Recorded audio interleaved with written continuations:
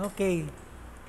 So balik tayo dito sa CMTA. Ito nga pala ay pinablish or for implementation ito ng May 30, 2016.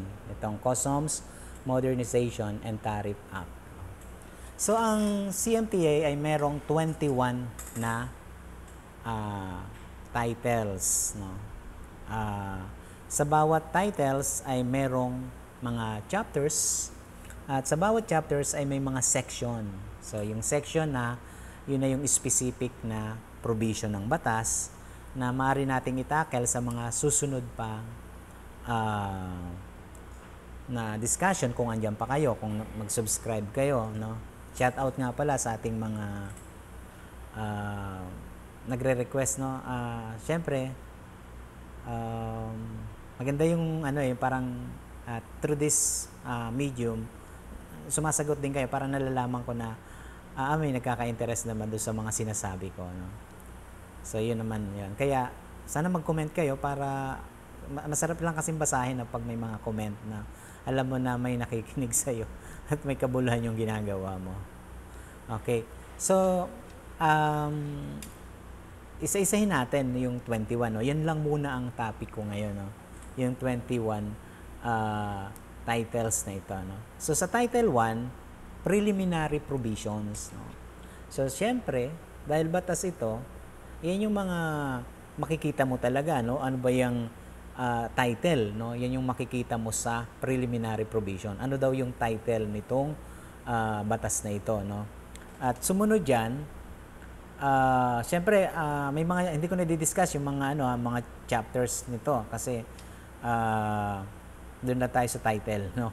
Kasi hindi naman sandali lang kasi ito kaya sa susunod, no, mga series na natin na kwentuhan, doon ko sa inyo yan i-discuss.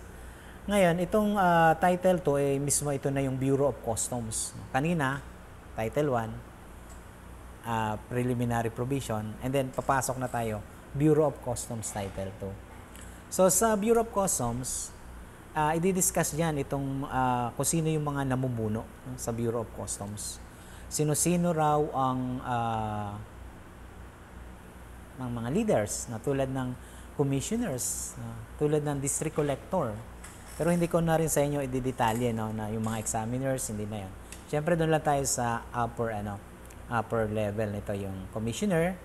Siyempre siya yung pinakamataas, yan ay ina-appoint ng presidente ng Pilipinas, coterminous with the President of the Philippines. And then sa baba niya ay mga district collectors. So, sila yung nasa title to, Bureau of Customs. Okay, sa title 3 naman ay itong tinatawag na Customs Jurisdiction and Customs Control. Yan. Siyempre, yung Bureau of Customs, meron niyang nasasakupan, may jurisdiction yan, at yun yung kanilang kinokontrol. At syempre, doon umiikot, kasi may mga parating na cargo, dyan muna yan ipinaprocess, hindi na pwedeng kalat-kalat, no? Kasi doon i-implement yung concentration ng operation within that jurisdiction, no? So, ang example niyan, halimbawa, sa NAIA, Ninoy Aquino International Airport, no? Meron diyang mga customs dito sa Manila International Container Port or Port of Manila, may mga customs dyan. So, ini-implement nila dyan yung customs law. Okay.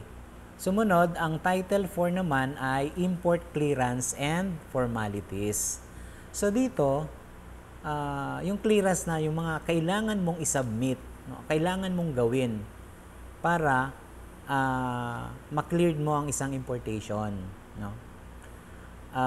Dito yung nakapaloob. So, mayroon tayong dalawang klase ng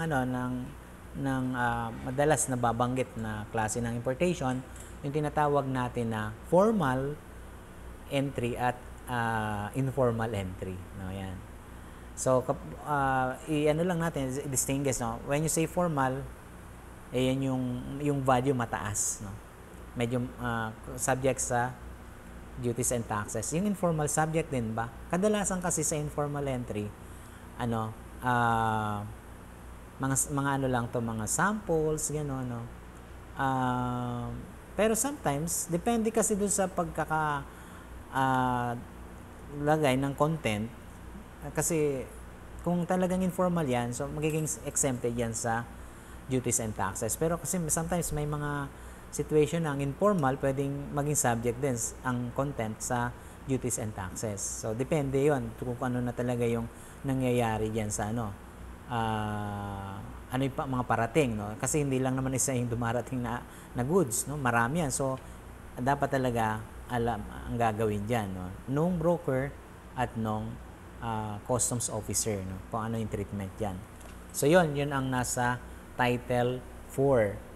Ano yung mga requirements. Sa formal entry kasi, ang kadalasan dito, malalaki ang value ng shipment. Kadalasan nasa container, mga valuable. So, matataas ang tax niya, ng customs duties and taxes. At yan ay usually mga bulk, no? Yung high value importation. No?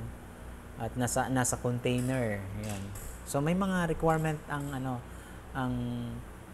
natin, Bureau of Customs, na nanggaling naman din sa CMTA.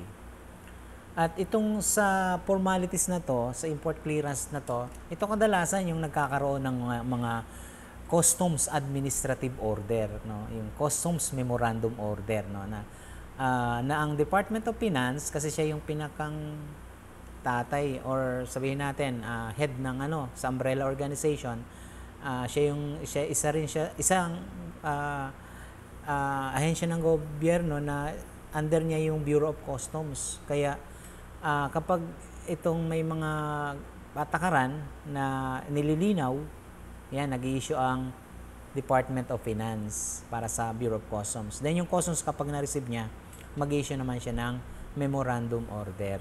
So, ganun. So, ang Memorandum Order, marireceive yan ng mga stakeholders, no, na pag nabasa nila yan, ito yung bagong patakaran ngayon na hango naman sa CMTA o sa batas, ayun, yun dapat sundin. Okay, ang Title 5 naman ay tungkol sa export clearance and formalities. So, kanina yung Title 4 ay pagpasok, so import yun. Ito namang Title 5 ay export, yung paglabas naman. Kasi meron ding mga requirements ang paglabas ng cargo. Hindi naman basta-basta dahil sakay mo ng barko, parang domestic lang. No? International lang usapan dito. Kaya, may mga documentation din. No? Okay. Pero ang exportation natin, walang customs export duties, wala yun. Ang meron lang yung parating, no? Yung importation. Okay, ang Title 6 naman ay customs transit and transshipment. No? Ano daw yung mga patakaran sa mga nagdumaan sa mga transit, no? Halimbawa, involved dito tatlo yung pinanggalingan, yung dinaanan, at yung final destination. So, doon sa pangalawa, yun yung transit or transshipment. No? Ano yung formalities? Ano yung kailangan gawin doon? Ano yung patakaran na umiiral doon? Kasi, importante, ma-record ang pagdaan niya. No?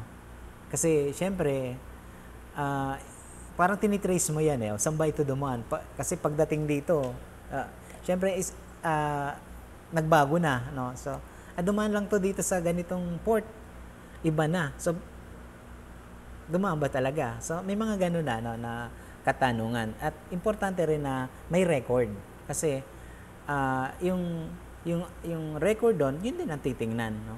Para magtugma lahat, no? Yan, yun sa Title 6. Ang Title 7 naman ay Import Duty and Tax. Yan. Ito, medyo dapat mag-focus dito dahil yung parang skills ba na dapat talagang hasain mo, no? Kasi i-apply mo ito, no? Ito yung kapag graduate ka ng Customs Administration, ito yung yung valuation method, no? Dapat naintindihan mo to para maipaliwanag, para ma-practice mo ng tama, no?